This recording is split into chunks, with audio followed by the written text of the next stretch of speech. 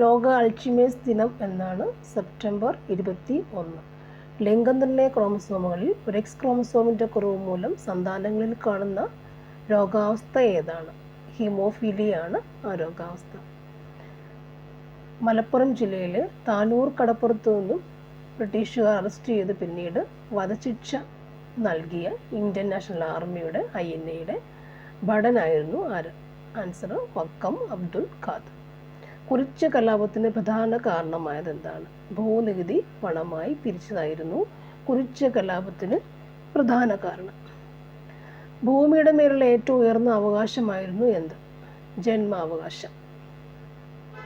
London mission സൊസൈറ്റിയുടെ മുഖ്യ പ്രവർത്തന മേഖല ഏതായിരുന്നു? തിരുവിതാംകൂർ.